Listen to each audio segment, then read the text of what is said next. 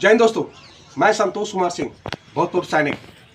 आपका अपना YouTube channel उड़ान सेना भर्ती ट्रेनिंग सेंटर में आपका स्वागत है। दोस्तों, आज मैं आपसे आर्मी ट्रेड्समैन के बारे में बात करूंगा। आर्मी ट्रेड्समैन में जो है हेयर ड्रेसर का क्या रोल है, इसमें क्या ड्यूटियां हैं, क्या काम है।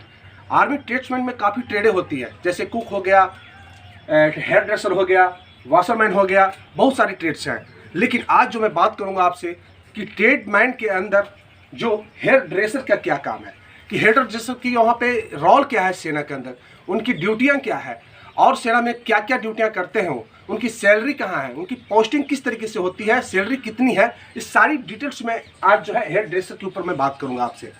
तो दोस्तों, जैसा कि आपको पता है कि जो भी लड़के 17.5 वर्ष से ऊपर जो आर्मी की तैयारी कर रहे हैं, अगर आप जीडी में आपकी एजुकेशन नहीं है या क्वालिफिकेशन है या नहीं है या एज पार हो गई है, आप ट्रेड्समैन में जाना चाहते हो तो ट्रेड्समैन में आप जाइए। ट्रेड्समैन भी बहुत ही अच्छी है सेना के लिए। उसके अंदर हेयर ड्रेसर जो होता है, हेयर ड्रेसर के ऊपर हम बात करेंगे कि क्या इसका ड्यूटियां हैं और क्या इसमें इसकी सैलरी वगैरह होती है। तो दोस्तों देखिए कि सबसे पहले जो हम बात करेंगे कि सेना में हेयर ड्रेसर की जो है एंट्री कैसे होती है। तो सबसे पहले जो है उनकी एज 17.5 से यानी कि 23 वर्ष तक उनकी एज होनी चाहिए, जिस लड़के की जो भी तैयारी करना चाहता है। और उसके बाद क्वालिफिकेशन जो है 10th पास होना चाहिए, उनकी 45% जो है ऊपर उनका मार्क्स होना चाहिए। ईच सब्जेक्ट 33% से ऊपर, हर सब्जेक्ट में आपको 33% चाहिए। ट्रेड्समैन के लिए भी किसी किसी एआरओ में जो है इंग्लिश में अगर थोड़ा कम भी नंबर रहता है, 33% से नीचे भी रहता है तो ले लेता है, लेकिन 33% ऊपर चाहिए। और बाकी जो है ओवरऑल 45%, ये आपका एजुकेशन हो गया। तो उसके बाद आप तैयारी करते हैं, आप ट्रेड्समैन में आप चले गए तो आपकी ड्यूटियाँ क्या होती है, कैसे क्या होती है, जो मैं सारी चीज़ें आपको बता रहा हूँ डिटेल्स में। तो सबसे पहले जैसे ही आप जो है सिलेक्शन होती है यारों के द्वारा या सेंटर भर्ती के द्वारा, जिस तरीके से भी, तो आप सबसे पहले एंट्री करते हो सेंटर में या ट्रेनिंग सेंटर पे। ट्रेनिंग सेंटर पे जो है आपकी 6 मंथ का जो है वहाँ पे आपकी ट्रेनिंग होगी।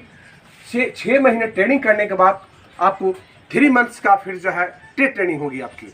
जब 3 मंथ्स का ट्रेड ट्रेनिंग भी हो जाएगी आपकी, तो उसके बाद आप चले जाओगे अपने अपनी रेजिमेंट में, यानी कि जिसको जो भी रेजिमेंट मिला हो, चाहे इन्फेंट्री मिला हो, आर्मर मिला हो, मैकेनाइज मिला हो, जो भी मिला हो, अपने सेंटर से अपने बटालियन को जाते हैं। फिर जैसे ही अपने बटालियन को जाते हैं सेंटर में ट्रेनिंग करने के बाद, जो अपने बटालियन मुख्यालय में जाते हैं, और वहाँ जाने के बाद वो हेडक्वार्टर कंपनी यानी कि जो है बटालियन हेडक्वार्टर में जा करके उनकी जो है सबसे पहले एंट्री होती है। और बटालियन हेडक्वार्टर में जाने के बाद वहाँ जो है लड़के को अलग अलग मतलब काम के अनुसार जो अलग अलग कंपनियों में उनकी बांट होती है। जैसे कि सेना में alpha, bravo, charlie, delta, echo, इस तरीके से जो है बटालियन में कंपनियां होती है। किसी को अल्फा मिल गया, किसी को ब्रेवो मिल गया, किसी को चार्ली कंपनी में बांट हो गई। जब वो लड़का नया भर्ती होकर के बटालियन में जाता है ट्रेनिंग करने के बाद, फिर कंपनी में जाता है, तो वहाँ पे जो ट्रेड सीख करके आया है फौज के लिए, जिस ट्रेड में भर्ती हो किया, खास करके हेडर्स की बात जो मैं कर रहा हूँ कि हेडर्स के लिए जो जब जाता है वो, तो उसके बाद फिर उसकी ड्यूटियाँ शुरू हो जाती है। हेयर ड्रेसर आप देखे होंगे जो गांव में या अपने लोकल एरिया, लोकल भाषा में उसके बार्बर भी बोलते हैं इंग्लिश में, उसके बाद फिर नाई भी बोलते हैं हम लोग लोकल भाषा में, लेकिन फौज में जो है हेयर ड्रेसर उसे बोला जाता है। तो जब वहाँ उसकी पोस्टिंग हो जाती है तब बात करूँगा मैं उसकी काम की। ये तो ट्रेनिंग की बात होगी। अब उसकी सेना में काम क्या है, तो दोस्तों हेयर ड्रेसर का काम है, सेना में जो भी जवान हैं, सेना के एनसीओज हैं, जो जेसीओज हैं, जो ऑफिसर्स हैं, तो सभी लोगों का जो है बाल काटना, यानी कि हेयर काटना, हेयर ड्रेसिंग करना, यही उनका यानी कि मेन काम है, ड्यूटियां हैं। उसके बाद मल्टीटास्किंग मतलब कि उसके बाद जो है दूसरी काम भी वहाँ पे पार्ट टाइम में कराई जाती है, लेकिन मेन जो काम है उनका हेयर ड्रेसिंग करना। हेयर ड्रेसिंग जो है वहाँ पे देखा, आपने सुना होगा या देखा होगा कि फौज में सैलून होती है, और बहुत अच्छी सैलून होती है, एयर कंडीशनर भी होती है, बहुत अच्छी सैलून होती है। उसी सैलून में जो है हमारे जवान, जेसीओस, ऑफिसर्स, साबिक जो भी है, वो सभी जाके वहाँ पे है हेयर ड्रेसिंग करवाते हैं, और वही हेयर ड्रेसर का काम है। अब उसकी हम बात करेंगे कि वहाँ पे अगर ड्यूटियाँ के बाद कुछ हेयर ड्रेसर ऐसे होते हैं कि दिन भर तो बाल कटाने वाले लोग आते ही नहीं रहे होंगे। तो बाल कटाने के बाद जो पार्ट टाइम होती है, जो बचा हुआ समय होता है, तो दूसरे काम भी करते हैं वो। फौज उसे दूसरे काम भी लेती है, जैसे कि रनर की ड्यूटियाँ हो गई, ऑफिस से फाइल इधर से उधर लाना, ये सब भी काम हो गई। कुछ कुक हाउस में भी काम होता है, जैसे सब्जियां काटना वगैरह, ये सब हेल्प करना, यानी कि कुक हाउस में थोड़ा जा करके हेल्प कर देना। ये सब काम भी जो है ट्रेड्समैन को खास करके जो है हेयर ड्रेसर वगैरह को जो करना पड़ता है, क्योंकि दिन भर शॉप पे जो हमारा सैलून होता है फौज का, तो उसमें दिन भर तो लोग आएंगे नहीं बाल कटवाने के लिए। टाइमिंग होती है, उस टाइम तक आ गया बाल कटवाने के लिए, उसके बाद फिर जो है पार्ट टाइम में मेस का या ऑफिस का रनर वगैरह की ड्यूटियाँ हो गई, फाइल इधर से उधर करना, ये सब। उसके बाद दोस्त हम जो बात करेंगे कि उसकी सैलरी के बारे में बात करेंगे कि हेयर ड्रेसर की जो है सैलरी क्या होती है। तो दोस्तों सबसे पहले हम बात करेंगे कि हेयर ड्रेसर की जो बेसिक पे होती है वो 21,700 रुपये की होती है। आप जब भी ड्यूटी ट्रेनिंग पूरा करने के बाद, बेसिक ट्रेनिंग पूरा के बाद, ट्रेनिंग पूरा करने के बाद जब बटालियन में जाते हैं तो आपकी जो है सैलरी पूरी मिलनी शुरू हो जाएगी आपकी। तो 21,700 रुपये जो उनका बेसिक पे होता है। उसके बाद डीए लगती है जो अभी मिल रही है अमूमन हम लोगों की, तो यानी कि 31% जो है डीए होता है। उसके बाद मिलिट्री सर्विस पे यानी कि एमएस पे भी इसमें जो है 5200 रुपये मिलती है। और उसके बाद देखिए ग्रेड पे भी इस पे 2000 रुपये ग्रेड पे मिलती है। उसके बाद देखिए टीपीटीएल भी 1800 रुपये मिलती है।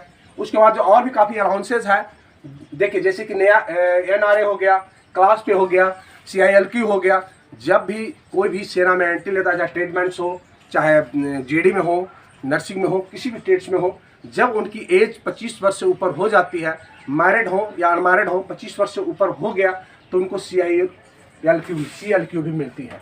सीएलक्यू भी अच्छी पैसे मिल जाते हैं इनको। तो टोटल अगर जोड़ा जाए ये सब चीज़ों को अगर हम जोड़ते हैं तो 37,427 रुपये, जबकि हम सीएलक्यू नहीं जोड़ा, मैंने इसमें क्लास पे नहीं जोड़ा, एनआरए नहीं जोड़ा, ये सब जोड़ने के समथिंग मान के चलिए कि 40,000 रुपये प्लस, 40,000 प्लस जो है तनख्वाह एक हेयर ड्रेसर को जो स्टार्टिंग में मिलती है जब बटालियन मुख्यालय वो रिपोर्ट करता है ट्रेनिंग पूरा करने के बाद। तो दोस्तों और जो है आपको ये भी पता होगा कि सेना में जो बाल की कटिंग जो होती है उसमें बहुत ज़्यादा स्टाइलिश नहीं होती है। ओनली केवल एक ही स्टाइल चलता है सेना का, जैसा कि आपने देखा होगा हेयर स्टाइल फौज का। जैसे मैं भी भूतपूर्व सैनिक हूँ, मेरा भी स्टाइल देखिए इस तरीके से जो है सेना की जो है कटाई होती है बालों की। ये देखिए इस तरीके से फौज की जो है हेयर कट का जो है स्टाइल, यही स्टाइल है। अमूमन सभी को जवान से लेकर ऑफिसर तक के जो है स्टाइल आपको यही मिलेगी। हम भूतपूर्व सैनिक हो गए, हम रिटायर भी हो गए, लेकिन आज भी जो हम बाल जो कटाने का जो मेरा तरीका है बिल्कुल इसी तरीके से है। और फौज में भी जब थे या जो भी हैं अभी, सभी का स्टाइल यही होती है, इसके सिवा कोई स्टाइलिंग वहाँ पर चलती है। इसलिए बार्बर का काम जो है बहुत ही अच्छा है हेयर ड्रेसर का। और आप लोग जो भी लड़के जीडी में समाप्त हो गई है, मैं वैसे लड़कों से मैं कहना चाहूँगा दोस्त कि आप निराश मत होइए। ट्रेड्समैन भी बहुत अच्छी है सेना के लिए, और उसमें हेयर ड्रेसर ये भी बहुत अच्छी है। आप वहाँ पे अपनी क्वालिफिकेशन को सही देखिए और मेहनत कीजिए। और जो जीडी में नहीं बार्बर सिलेक्शन हुआ है, नहीं छट गए हैं, एज पूरा हो गया है, वैसे लड़के भी ट्रेडमेंट में भरिए और ट्रेडमेंट में एंट्री कीजिए। बहुत ही अच्छी है, तनख्वाह भी बहुत अच्छी है, सेवा भी बहुत अच्छी है, देश सेवा भी है इसमें, और बहुत ही अच्छी चीज़ है ये। देखिए ये ट्रेड जो है बहुत ही अच्छी है। और जो भी है निराश मत होइए, आपका एजुकेशन अगर सही है, मेहनत सही है तो कामयाबी आपको मिलेगी। आप जो भी मेरे यूट्यूब चैनल को देख रहे होंगे, उड़ान सेना भर्ती ट्रेनिंग सेंटर को सब्सक्राइब कीजिए, लाइक कीजिए। नेक्स्ट मैं और भी ट्रेड्स के बारे में आपको बताऊंगा कि उसकी ड्यूटियाँ क्या होती है, सेना में ट्रेनिंग क्या होती है, किस तरीके से उनकी पोस्टिंग होती है और किस तरीके से उनकी सैलरी होती है। और इसमें एक चीज़ और भी मैं बताना भूल गया।